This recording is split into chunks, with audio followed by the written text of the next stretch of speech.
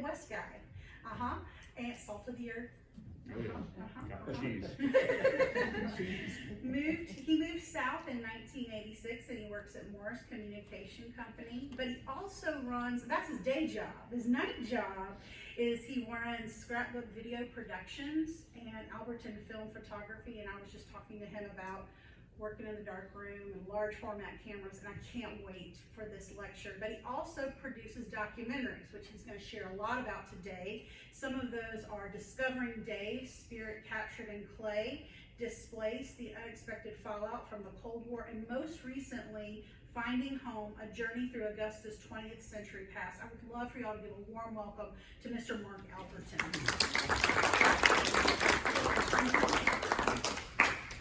Thank you for that great introduction, and thank you all for coming out today. I thought what I would do today is give you a little bit of a background on the oral history process, because it's something that's important for all of us to be doing. And I'm going to kind of go through this little presentation. I've got a real short, well, not a short presentation, but I will take questions afterwards. So if you have any questions, hold on to them. I'll do my best to answer them. So let me start this off a little bit here. So I'm going to kind of, you're going to see me doing this from time to time because she's operating up top there, the video for me and getting the sections here. So what is an oral history? Well, an oral history is extremely important, but if you hit the next slide, I've got a little definition here for you. Basically, an oral history is a collection and study of historical information using sound recordings or of interviews with people having personal knowledge of past events. Now, you may ask yourself, well, you know, we have history books. Why is an oral history needed? I mean, we know the history. Why do we need any more than that? To me, what an oral history does is it fills in the blanks. Your history book is going to give you a lot of great history, but when you listen to a person describe history, I don't know, but it just, the personality comes through. Hearing them talk about this and hearing their emotions really brings it front and center to you. When you hear a person and you see them up there and a tear comes to the corner of their eye, or you hear the happiness in their voice, it puts you in that place while you're listening to them. And you know, oral histories have been going on for centuries. People have been telling stories and repeating, they've been handed down. It's how we learn things in our culture and about our past. And they're extremely, extremely important. And now more than ever, there's an opportunity, a great opportunity to record these oral histories, because unlike in the past, we've got the methods to do so. So if you do the next slide. It's a little slow sometimes, the machine here. So getting involved in oral histories and my history, I'm going to tell you a little bit about my background. Those that are here that know me kind of already heard this, but I grew up in Wisconsin. You can tell by this wonderful Cheddarhead accent that you heard about earlier that was up north, and I knew nothing about the South. My views of the South when I was growing up were basically what I saw on television or at the movie theaters, and that was pretty warped. You know, there weren't a lot of documentaries, you know, Deliverance, Walking Tall, Making the County Line. I was a little unsure about coming south at the time when I was growing up. I thought it's a pretty scary place, you know, and those people are crazy down there. But my mother was always telling me about my grandmother, who I had never met. She was always telling me about her and how interesting she was, and such a southern lady, and she was so kind. And she said, my God, at her funeral, you should have seen there was people going out the door for it seemed like miles. She was so popular, everybody loved her. And I thought, gosh, I wish I would have met my grandmother. I would have loved to have talked to her. And I knew that my mother was always talking to us about the ancestors from Augusta. You've got great roots down south, and whatever. You know, she'd be talking about all my ancestors, my kin that were in the South. And so I grew up not knowing about that. Mom would sing us to sleep at night with the song Summertime, and she'd talk about, you know, all this stuff in the past, and I had no idea. But I finally came south in 1986. My parents retired down here in '85, down by Hilton Head. And they said, why don't you come south? I said, well, you know, that's probably a good idea. I'm not really have anything, I don't have any roots up here. I've got a little bit of family still there. I had some siblings still there and some friends, but I wasn't married. I didn't have a girlfriend, and I thought, you know, I need to try someplace different. I need to start new and try someplace different. So I got in my ratty old Sunbird that was falling apart and drove to Chicago, wondering if I was ever going to make it south. And I got to Bowling Green, Kentucky, and I said, I'm almost there. And I spent the night at Bowling Green, Kentucky, and spent the night there, got up the next morning, and made it the rest of the way to my parents' house. And that was a big relief when I finally got there. But there's a mystique that is here in the South. And one thing I've learned from living here in the South since 1986 is that Southerners tell wonderful stories, wonderful, rich stories, and they also have a lot of history. When I lived in Wisconsin, we had history, but it was like, okay, the brewing of beer maybe, and then you had the trappers and traders, the Native Americans, but you really didn't have this history that you have here. I mean, you've got revolution, you've got the colonists that came here, you've got Revolutionary War history, you've got the Civil War history, you've got all this stuff in between. So it's rich with history here. So when I came south, I wanted to learn about my heritage. I've been told my whole childhood about it by my mother. I really wanted to learn about it, and I wanted to learn about that woman, that grandmother, that mystery that I never had met, that person. And so I started learning about her, and I thought, well, how can I do this? I need to learn about Augusta. And that was basically the genesis for the idea of making a documentary film. At the time, I was in the printing and publishing industry at Morris Communications, doing photographs for their magazines and their newspapers. And I saw that era, that world changing. I saw that the digital world was coming in, and I thought, I'm going to get off this train and get into something else. I could see it going down the wrong path, and it was changing quickly. So I started learning filmmaking, and Morris just so happened to have a video department, and I could go in there in the evenings and weekends and teach myself. And eventually I bought my own equipment, took out a second mortgage on the house. My wife was very patient, and bought all this equipment that I needed and started doing editing on my own. So I started doing that, and basically, that really got me going. So we created this film called Augusta Remembers in 1999. One of our stars is sitting right over there, Dr. Leanne Caldwell, and that's how she and I met. I was there at Augusta University. It was Augusta University then, wasn't it? Augusta State. Augusta State, and came and introduced her there, and I interviewed Dr. Callahan and Dr. Cashin. And so I had 3 really heavy hitters in that film, and some really great history. So they were giving me a lot of information, and I was learning a lot about Augusta. For that film, I interviewed about 50 or so peers that were of my grandmother's age or a little younger, telling me stories about what it was like, telling me stories like we were talking earlier about the Great Fire of 1916, the flood of 1929, all these different parts of Augusta's history. And I thought to myself, my gosh, my grandmother must have gone through this. And I found out that she went to Tubman School for Girls down on Reynolds Street before the fire of 1916. And I thought to myself, isn't that ironic? Where I park my car every day for Morris is where Tubman School of Girls would have been. It was right there on that block of Reynolds Street, which is now just a big paved parking lot there, but that's where it would have been. So I thought to myself, my grandmother walked here. She was here. Then I learned that the old Richmond Academy building is where my grandfather Hitchcock, where he taught English and phys ed, at the one on Telfair Street. That's where he taught.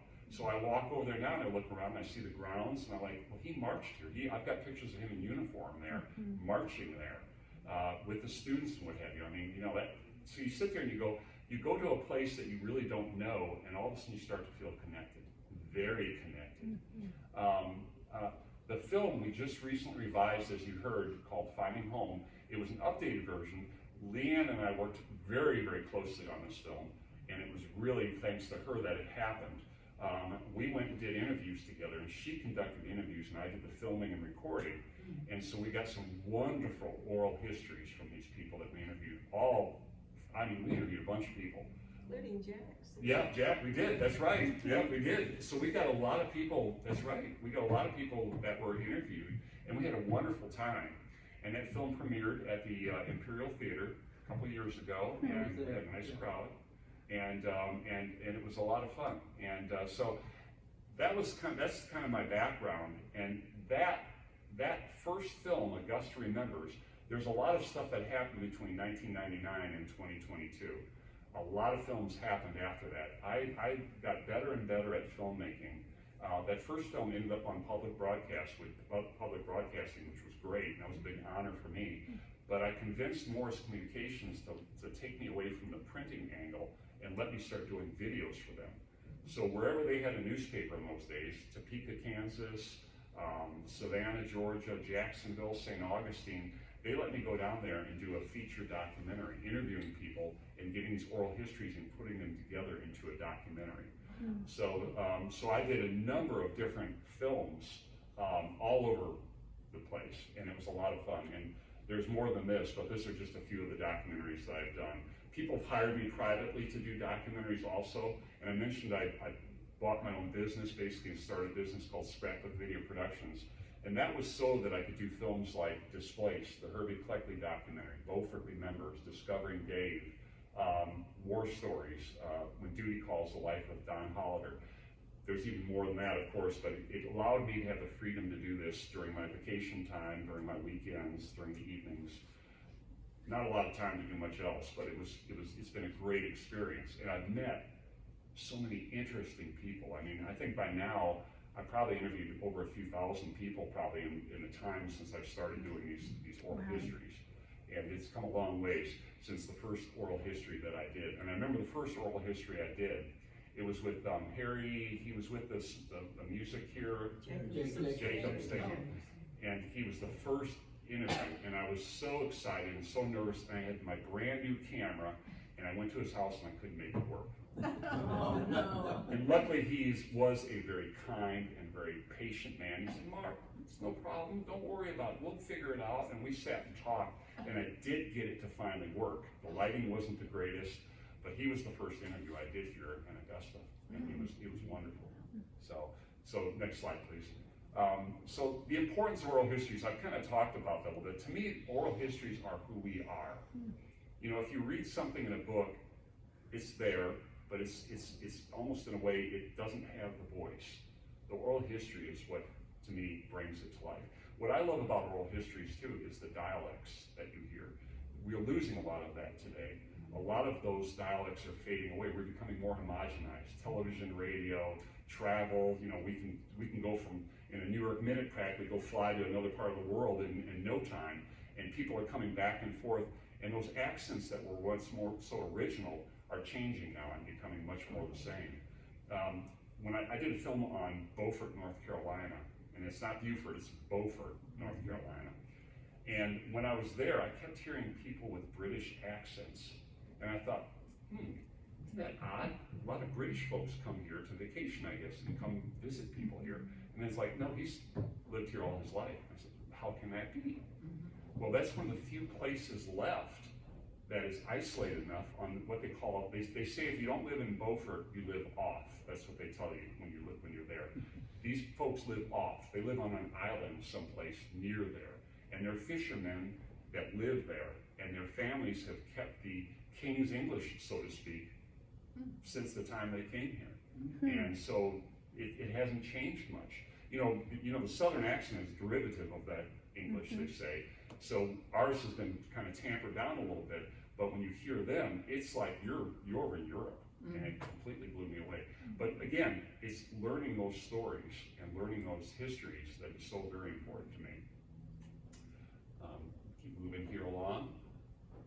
So this is a great description of an oral history. And I'm going to read it. You can look at it also. But an oral history provides a fuller, more accurate picture of the past by augmenting the information provided by public records, statistical data, photographs, maps, letters, diaries, and other historical materials. Eyewitnesses to events contribute various viewpoints and perspectives that fill in the gaps in documented history, sometimes correcting or even contradicting the written record. Interviewers are able to ask questions left out of their other records and to interview people whose stories have been untold or forgotten. At times, an interview may serve as the only source of information available about a certain place, event, or person. And that's very true. A lot of times, You hear the broad history, but you don't hear the small history. And the small history is just as important as the broad history. Hearing the inner workings of a society is just important of hearing the whole society story. Hearing the backstories, as we call them, about people that are maybe working in a factory daily, every day, and punching a clock. That may seem boring, but that's part of history. It's part of who they are and part of the time period that they're living in. It's funny, just in my lifetime, well, I say just in my lifetime, I'm getting old now, I'm 62, but just in my lifetime, I've watched how much has changed in just my lifetime. You know, I think back, we used to talk about my parents' generation. It's like, my gosh, do you know that they saw the automobile come into play? It's like, well, we're kind of seeing the same thing now in this time period. We're seeing, you know, the internet and all this stuff that's happened with it and all the things that have changed. We've gone from listening to, we've gone to cell phones instead of the dial-up phone. You know, I'm old enough to remember, I remember when we would dial the phone. I remember party lines and how you'd have to get on there and somebody else would be on the darn phone listening at the same time and you're breathing. You know, I mean, it's changed so much. And the freedom that we have, I shouldn't say this is really freedom. This is not really freedom because it's always there. But the freedom to have a way to talk to somebody, to communicate all the time is amazing. And it's not going to change. It's going to keep progressing as time goes on. So that's another reason why it's extremely important to get these stories about the way the world was. Because when the folks are gone that have these stories, that's it. It's gone. It may not be written in a history book, these little simple, smaller stories about ice skating on a lake in Wisconsin or doing this and that, but they're part of who we are. They're part of our history. Next slide, please. So when I think about history of the past, one of the first books that I read that was really interesting was a book called The Children of Pride. And it really reflects to me about how history was recorded in those days. Letters back and forth. In fact, if you've not read that book, the whole book revolves around a family's letters that were sent back and forth prior to the Civil War, during the Civil War, and after the Civil War. And you get a really great understanding of what the Southern landscape was during that time when the war was breaking out, when it was happening, and after the war. You hear from them their personal views on what was happening. You hear from them about the fear and their concern, and what are we going to do, and the daily life that was going on. I thought it was extremely interesting, and it's amazing that the family kept all those letters that went back and forth.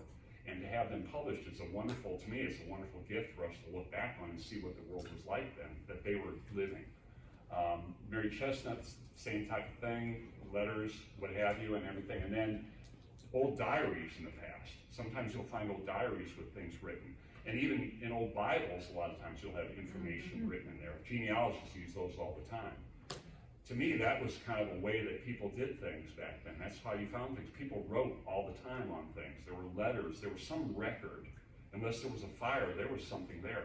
And I can tell you right now, in boxes of photographs that I have at home, I've got old letters that my family kept that were back and forth from my grandfather to my mom. She kept them. And he even talks about when my grandmother was becoming ill and he was taking care of her and this and that. And it's like, I'm in a way there, but I wasn't there. I'm hearing through his writing what was going on at the time and kind of picturing her, trying to picture her laugh, trying to picture her voice with the words that he wrote.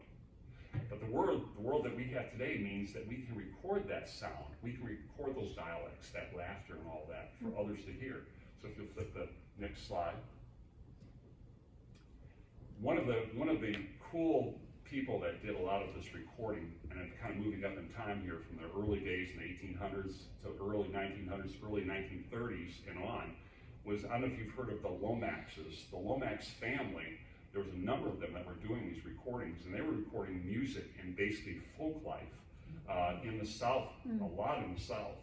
And they recorded music, and they recorded people's stories. They even recorded chain gangs and the chants that they would sing while they were, working outside. And it was just, to me, that was so amazing. But what they were doing, they weren't writing things down. They would actually record a record when they were there. They had these discs that they would actually record. So can you imagine taking this thing along with them and going places? But they were dedicated. They knew this was so important to record these things. And today, the Library of Congress has a very, very nice collection of stuff that you can listen to from way back when. And these people have been gone for gosh knows how long, but their music and their sound is still there. And those songs are long gone. So fast forward a little bit further, and in 2000, the Library of Congress came up with the idea to start the Veterans History Project as a way to preserve oral histories from the war years, the World War II years to be specific. And at that time, I was getting into video. I had started in 1999 making that first documentary, and I was starting to shoot a lot more videos, and a friend of mine that worked out at Brandonweld contacted me and said, we have a bunch of veterans out here, and there's this Veterans History Project thing that's starting. Would you be able to come out and record some of these stories for us? I'm not sure what we're going to do with them and how this is going to work, but she had me coming out there. Her name was Beverly Dorn, and she had me come out there, and I started recording oral histories out there. Not really knowing what we were going to do with these, but we started recording them. So we must record about 30 or so, or 40 oral histories. And then time went on, and then next thing you know, I met this gentleman named Fred Gailey, who you all have heard that name before. Fred Gailey is the guy that basically is the oral history World War II man here in Augusta. Fred and his group of volunteers have recorded over 800 oral histories of World War II veterans, from what I understand. And it's amazing the work that they did and the contacts that they made and the stories that they recorded. I mean, they probably superseded a lot of these oral history folks that around the country that are doing this with what they did here in our little Augusta. But the Veterans History Project, I was already kind of working in on the side, and then I was contacted by the Historical Society here in town, and they said, hey, look, we want to do a film with the World War II veterans. Could you do that? And they hired me to do that. Well, I relied very heavily on Fred's collection of veterans that they knew that we should talk to. And I asked Fred, I said, Fred, you know, for film, you've got to have somebody that really is kind of good on camera. I need the best of the best from all these interviews that you've done here. So they went through and they sorted through, and he came over to the house and we talked about different backgrounds. I said, you know, I'd like to have somebody from each branch of the military, at least in this film. So we made sure that we could get that. We got the Navy, we got the Army Air Corps, we got the Army, the Marine Corps, etc. And it was a wonderful project to work on. So what we would do then is I would go and say, okay, here's the person we've identified that I want to interview, because their interviews were a lot more primitive. They really didn't have maybe the best lighting, but they got good audio, and they got, you know, they could see the person. It was perfect for the Veterans History Project. But I wanted to make something that was maybe shown on a big screen, so I thought I need to go and follow up and do interviews with these folks. So basically I went and identified probably about 30 from their grouping, and narrowed it down and started interviewing them. And I have to tell you all folks, those interviews were some of the most powerful interviews I've ever conducted. Listening to those stories of those veterans, to this day, when I watch some of those tapes or watch some of those recordings, they make the hair on the back of my neck go up, the stories, because they're so powerful. You think to yourself, how can somebody live through what they lived through and come out the other side? How can you come home and put it behind you and move forward? But they did, and they built this country. And you listen to those stories and you just are amazed about the things that they saw, and they did. So I'm not going to play you the whole video here today, but I thought what I would do is play you two clips. Both of these gentlemen are in the film, and it's two different stories completely. But it's part of what I'm talking about the oral history and how it affects you. If in the first story you don't shed a tear, you will, because it's very powerful. His name is Harry Kemp, and he's talking about his twin brother. And in those days, unfortunately, he and his twin brother were both enlisted, both there serving together in combat. The second interview that you'll hear a piece of is by a very dear friend, Lou Brissy, who passed away. They both are gone. But Lou Brissy, his story, if you don't know his story, he's an American hero when you think about it. Lou wanted to play baseball professionally.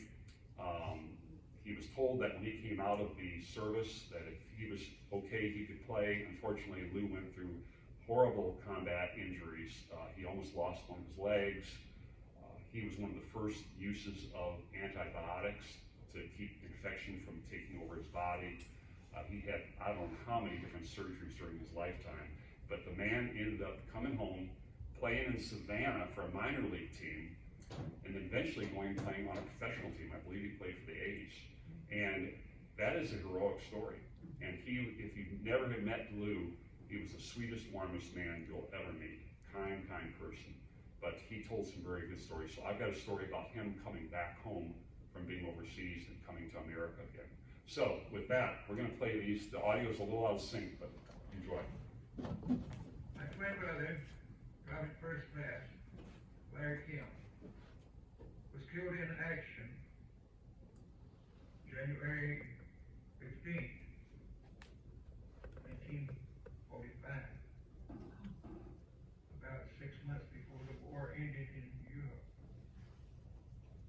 He was part of a attack on a German city by the name of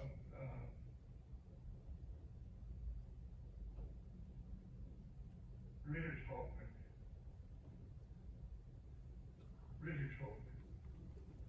And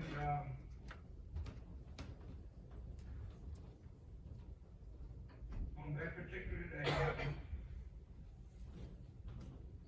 we had been in the field fighting the Germans there in the town of Rittershausen. There were actually two towns very close to each other. German towns are, because of the size of the nation of Germany, or the country of Germany, they're very close to each other, those small villages. Hatton, Rittershausen, very close. Anyway, being January, of course it was cold. And we had been sent on the attack into the town of Rittershausen and Hatton. But the entire division was committed, not just my battalion, not just the 68th or the 19th or the 62nd Infantry, but the entire division. All the tank battalions were committed. And the Germans were throwing the same amount of force back. And there was a German general who's written a story about that particular battle and said it was the hardest fought battle, and he had been fighting throughout World War II that he had ever fought. And in the entire World War II era. And I can believe it. It was a very intense battle. Well, I had laryngitis after all that cold weather. My brother, we fought the Germans all night, and we were taking a little bit of sleep. And my first sergeant, through my platoon sergeant, came to me and said, "VLC Kemp, the medic tells me you're running a fever and we need to get you back to the battalion aid station to get that laryngitis cleared up." I could just whisper. And my brother was asleep on the table over there. I said, "All right, Sergeant, let me cover my brother up." So I put an army wool blanket, he was laying on the table, I put an army wool blanket over him, and that was the last time I saw him alive. And got on an army jeep and went back to the next small village, and the medics started treating me for a laryngitis. The next day, an Army medical officer, a captain, came to me and said, "Brother Kemp." I said, "Yes, sir." He said, "I have very serious news. Your twin brother, PFC Larry Kemp, was killed in action yesterday afternoon after you left him in Rittershausen." And my eyes already began filling up with tears, and I said, "How was he killed, sir?" And he said, "The German sniper. He was on a sniper. He was on a tank infantry team attack to knock out the church tower, church steeple in Rittershausen, because the Germans were using it as an OP, observation post, to call in German fire on American troops here. And your brother volunteered for a tank infantry team to go in and knock out that church steeple. However, en route, which is sometimes the way it happens in war, a German sniper killed your brother." And I said, "Where was he hit?" He said the sniper sent the bullet right straight through his steel helmet, through his temple. And at that close range, it pierced and went all the way through, and your brother was dead before he hit the ground. I said, well, thank God he didn't suffer. And he said, you're right about that. I said, I've seen so many men suffer before they died, but thank God he didn't suffer. And he said, I tell you what I'm going to do. PFC camp, he said, you two boys were the only twins we had in the battalion. And he said, because you are twins, I'm going to get special permission from my commanding officer to take you to the grave where he's being buried. You're not going to go back into action until I send you back into action, but I'm going to take you to the grave where you're up in all American military cemetery. So he got his Jeep driver, and we got on our overcoats, and we got in the Jeep, and we drove the 50 or 60 miles, whatever it was, through the night, or through the morning by the end time, to Avenal. We got to the grave registration officer, and the captain, the medical officer said, this is private camp, his brother is being buried here. And I turned to the medical officer, I said, do you think you could request permission for me to see my brother one last time? And I saw the two officers speak, and one of them shook his head. Well, I more or less read through the line that I didn't want to carry that picture of his face for the rest of my life, so I'll remember as he was, as he looks in this picture right here. A handsome, virile, strong, young American soldier fighting for what he believed to be right. God bless his soul. That's the first one. Comes the second one right after it here. When we got to New York, the nurse announced to us, says there's a welcoming home committee, and the pilot wants everybody to be properly welcome. And she says, we're going to circle to the right for 2 trips. On the first trip, we want you fellas on the lower stretchers to look out the window. On the second trip, you lie down so the guys in the upper stretchers on the opposite side can look down and see what you saw. And then we will reverse it and fly the other way twice, so that everybody can be welcome home. And he flew around the Statue of Liberty 4 times, 2 each way. And to me, that was a thoughtfulness. You know, every one of us was from a different town, from a different sized community, from a different state.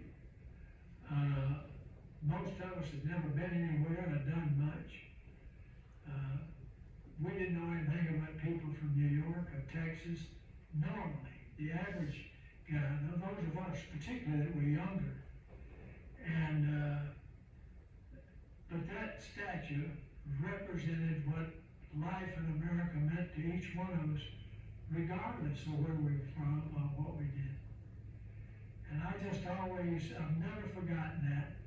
But I want to tell you, when he started circling, you could hear a pin drop. There was no conversation, no how about that, or look man, look what he's doing.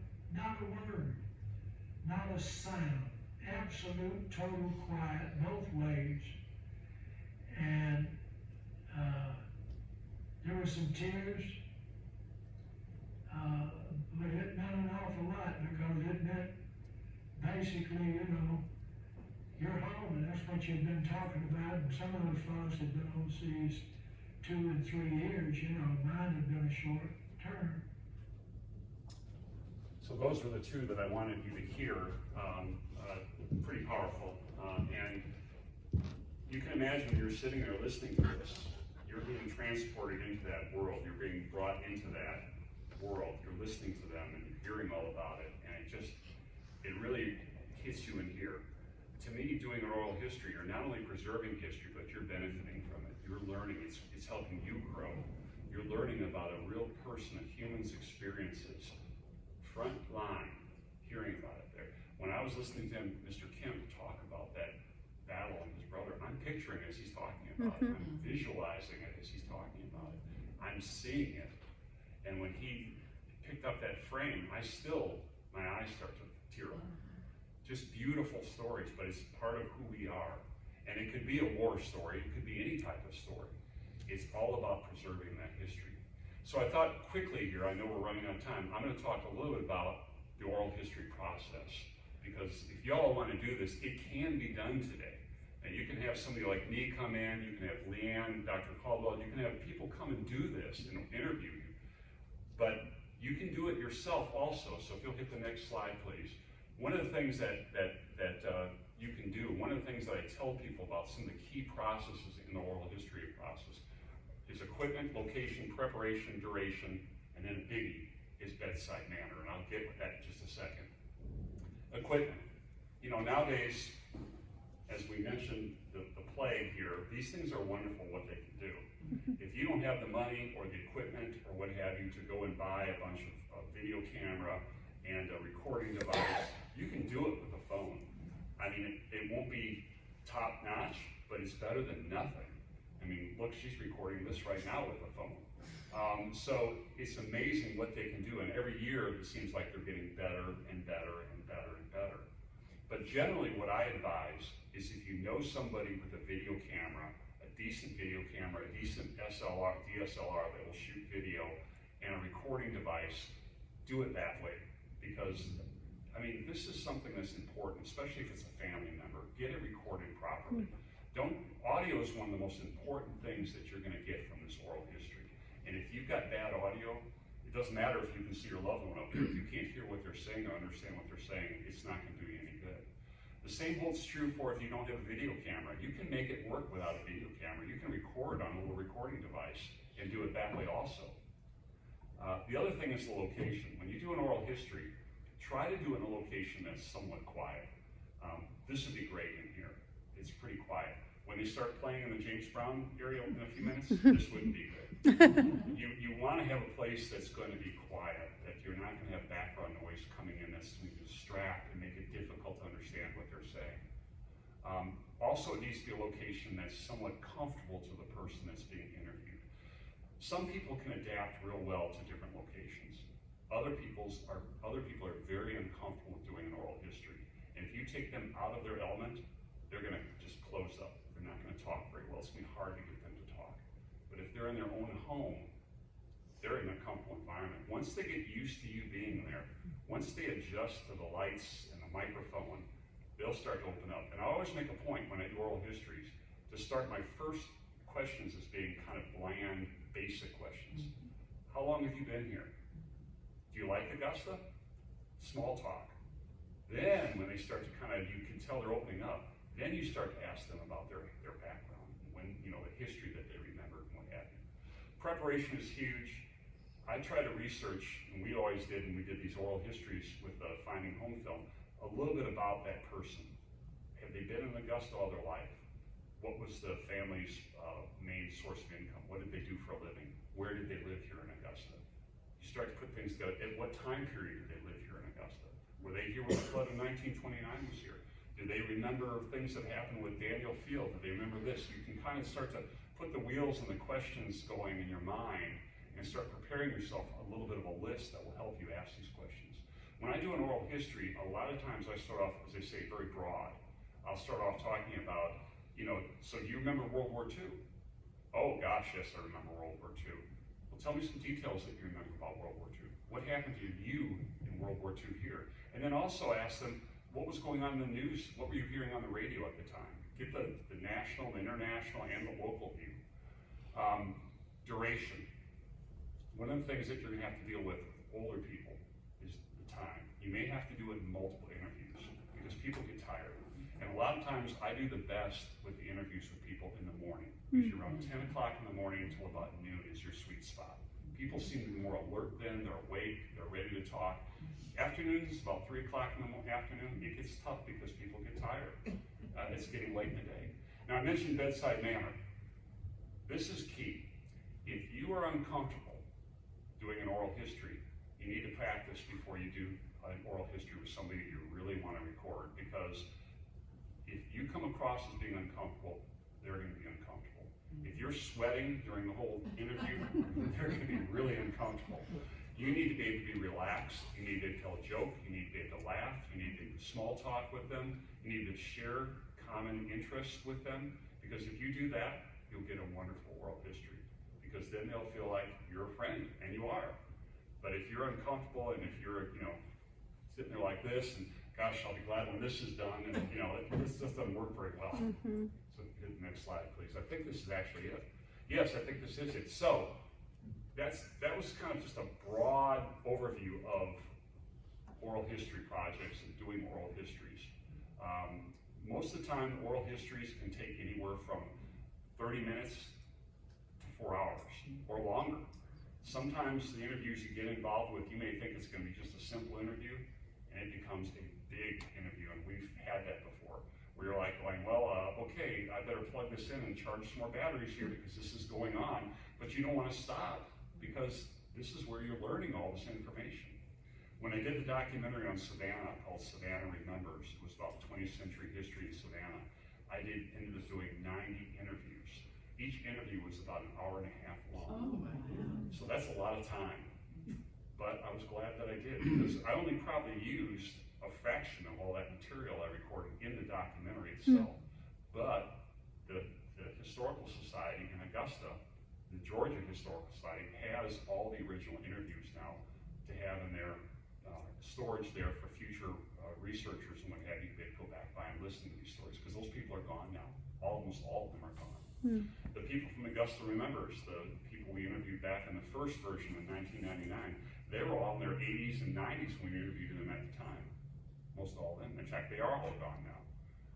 So it's really, really important. You blink and time goes by, and history goes by, and every day is different.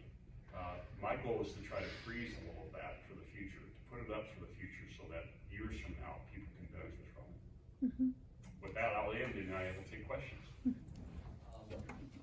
One of the things I like about the oral history is when someone is recounting a story, they control the pace at which the story it unfolds. I've read lots of books, and I'm going fast, and so that whole interview with Mr. Kemp would be like, next paragraph. But the fact that You hear him breathing, you can see the emotion, feel the emotion in him while you're listening to that oral history. it's good to slow down. It is good to slow down. In our world today. It is personalized, and I tend to, when you're watching that interview, I'm sitting there going, well, this is the raw interview I put up there. Normally, if I was putting that in video, I would probably cut some of that out, because he repeated the same thing twice in there, that, about this, and I could have cut that, put it still on top of that, and sped it up a little bit. But it's kind of nice to listen to him just like you're sitting at his house, like I was, listening to the story. One of the men that I interviewed in that documentary, his last name was Stanley, and he wore his World War II flight jacket when I did the interview, with the medals and everything on it, and the hat. And he ended the video, that video, and I did not expect him to say what he was going to say. He talked about how his ancestors fought in the Revolutionary War, that he had family members that fought in the Civil War, that he had members that fought, I believe, in World War I, and here he was fighting in World War II, and now his son was fighting at that time overseas in the Mideast. And he said, and I thought he was going to say, war is important for our, to keep our freedom. He said, war has got to end. War has got to end, and you can hear his voice breaking up, he said, and that's how he ended that. Are there any rules in how many people you can interview at the same time, like a husband, wife, siblings? I mean, is there any rules? Can you do those kind of things too? You can, but they are difficult. Difficult technically, difficult trying to coordinate. I have done husband and wife before, and that works out pretty good. And actually it's a lot of fun, because husbands and wives have that relationship that only a husband and wife have, and there can be a little bit of back and forth a little bit, and that's actually kind of nice. You really are getting them as they really are, especially if they relax. I would not advise having more than 2 people at one time. I've done 4 people before, but here you are with trying to get Three. Yeah, we did 3. It's hard because you're trying to get the audio over to the different people while they're talking, and so you've got to have more of a crew. And most of the time, you're looking at the crew. That's what I'm doing. This is me, myself, and I. And thankfully, I had Leanne doing the interviews, so all I had to worry about was getting the video and getting the audio. But that's hard when you got 3 or more people, because when she talks, I need to move that microphone over there. When he's talking, I need to make sure it's over him. If not, you're gonna have bad audio.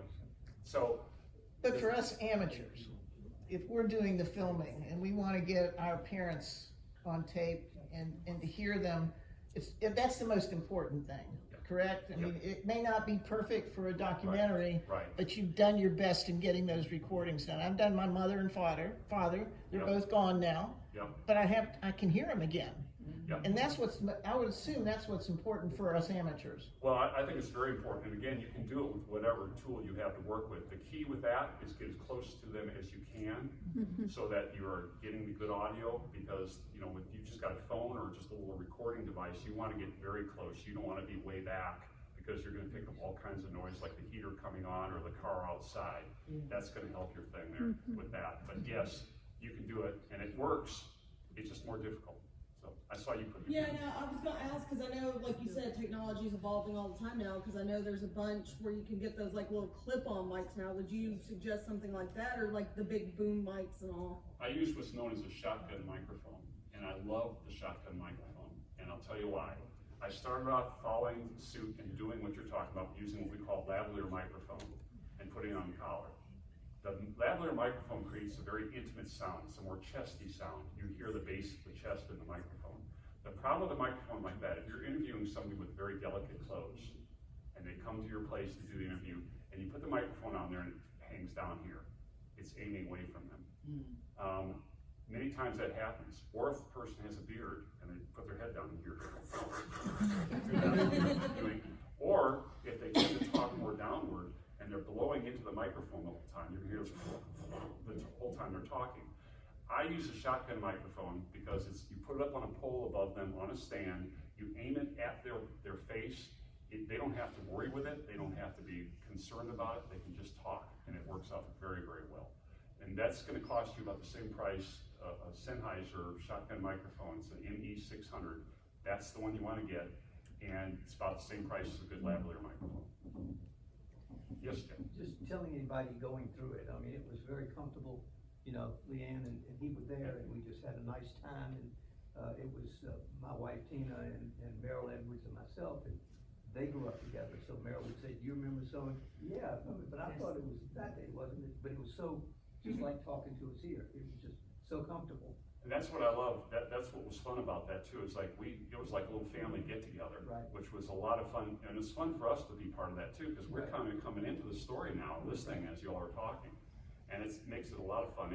And that playing off of one another is a really wonderful part of an oral history. It's one thing to do an oral history of just one person, but have a family kind of talking together like that. If you can get that, it's great. And I think one of the clips we used in there was really great, but we used a few of them from that interview. So, I tell you what, we're going to wind up today because some of us have to go back to work or have other things to do. But you'll stay for a couple minutes if anybody wants to come up. Let's give them another round of applause.